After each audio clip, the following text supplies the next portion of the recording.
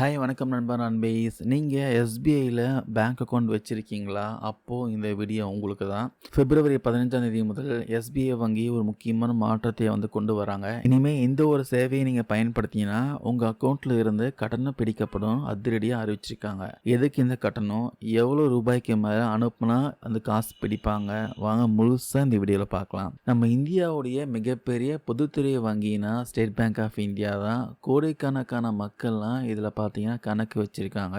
இப்போ எஸ்பிஐ பார்த்தீங்கன்னா பண பரிவர்த்தனை மணி டிரான்ஸ்ஃபர் சம்மந்தமாக ஒரு முக்கியமான அறிவிப்பை வெளியிட்டிருக்காங்க. பொதுவாக நம்ம அக்கௌண்ட்டில் இருந்து மற்றவங்களுக்கு பணம் அனுப்புனோம்னா நெஃப்ட்டு, ஐஎம்பிஎஸ் இல்லை ஆர்டிஜிஎஸ் இந்த முறை தான் பயன்படுத்துவோம். இதில் நெஃப்ட்டு யூஸ் பண்ணால் பணம் போய் சேர்கிறதுக்கு 1 ஹவர்லேருந்து 2 ஹவர்ஸ் வரைக்கும் ஆகும். ஆனால் ஐஎம்பிஎஸ் இமிடியேட் பேமெண்ட் சர்வீஸு அப்படி இல்லை. இது பேர் என்ன கொடுத்துருக்காங்க, இமிடியேட் கொடுத்துருக்காங்கல்ல, அந்த இமிடியேட் போலவே இதை யூஸ் பண்ணால் சட்டுன்னு அடுத்த செகண்டே பார்த்தீங்கன்னா பணம் அவங்க அக்கௌண்ட்டுக்கு போய் சேர்ந்துடும். இந்த அவசர தேவைக்காக தான் நம்ம அதிகமாக பார்த்தீங்கன்னா ஐஎம்பிஎஸ் யூஸ் பண்ணுவோம். இது வரைக்கும் எஸ்பிஐயில் ஆன்லைன் மூலமாக ஐஎம்பிஎஸ் பண்ணும்போது எந்த சர்வீஸ் சார்ஜும் இல்லாமல் இருந்துச்சு. ஆனால் பிப்ரவரி 15ஆம் தேதி முதல் குறிப்பிட்ட அளவுக்கு மேலே நீங்கள் பணம் அனுப்புனா கட்டணம் வசூலிக்கப்படும் சொல்லியிருக்காங்க. 25,000 வரைக்கும், நீங்கள் 25,000 வரைக்கும் ஐஎம்பிஎஸ் மூலமாக பணம் அனுப்புனா கவலை வேணாம், எந்த கட்டணமும் கிடையாது, ஃப்ரீயாக அனுப்பிக்கலாம். அதுக்கப்புறம் 25,000லேருந்து 1 லேக் வரைக்கும், 25,000க்கு மேலே 1 லேக் வரைக்கும் நீங்கள் அனுப்புனா ₹2 கட்டணம் ப்ளஸ் ஜிஎஸ்டி வசூலிக்கப்படும்.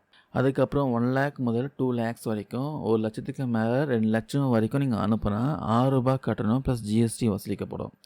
2 லட்சம் மேலே 5 லட்சம் வரைக்கும் பார்த்தீங்கன்னா ₹10 கட்டணம் ப்ளஸ் ஜிஎஸ்டி வசூலிக்கப்படும் சொல்லியிருக்காங்க. இதில் கவனிக்க வேண்டிய முக்கியமான விஷயம் என்னென்னா, இந்த கட்டணம் நீங்கள் டிஜிட்டல் பிளாட்ஃபார்ம், அதாவது நெட் பேங்கிங், மொபைல் ஆப் மூலமாக பண்ணுற பரிவர்த்தனைக்கு மட்டும் தான் சொல்லியிருக்காங்க. ஒருவேளை நீங்கள் வங்கி கிளைக்கு பிரான்ச்சுக்கு நேரில் போய் ஐஎம்பிஎஸ் பண்ணிங்கன்னா இப்போது என்ன கட்டணம் இருக்கோ அதே தான் தொடரும் சொல்லியிருக்காங்க. அதில் எந்த மாற்றமும் இல்லை. அதே மாதிரி சம்பள கணக்கு சேலரி அக்கௌண்ட் வச்சுருக்கவங்களுக்கு ஒரு குட் நியூஸ் இருக்குது.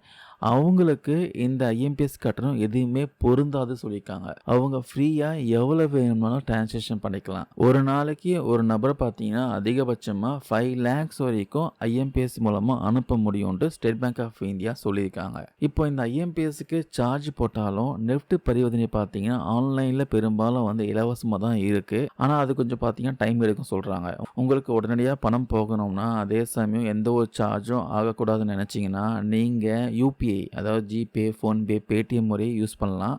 அதெல்லாம் அதிகபட்சமாக 1 லேக் வரைக்கும் லிமிட் இருக்குது. ஒரு நாளைக்கு 1 லேக் வரைக்கும் நீங்கள் அனுப்பிச்சிக்கலாம். கட்டணம் இப்போதைக்கு எதுவுமே இல்லை. பெரிய தொகை நீங்கள் அனுப்பணும்னா கொஞ்சம் முன்னாடியே பிளான் பண்ணி நெஃப்ட் யூஸ் பண்ணுறது புத்திசாலித்தனம். அவசரத்துக்கு வேணும்னா பிப்ரவரி 15க்கு அப்புறமா இந்த சின்ன கட்டணத்தை நீங்கள் கட்டி தான் ஆகணும், வேறு வழி இல்லை.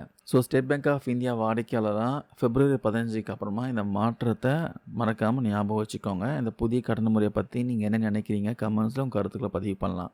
தேங்க்யூ நண்பா நண்பீஸ்.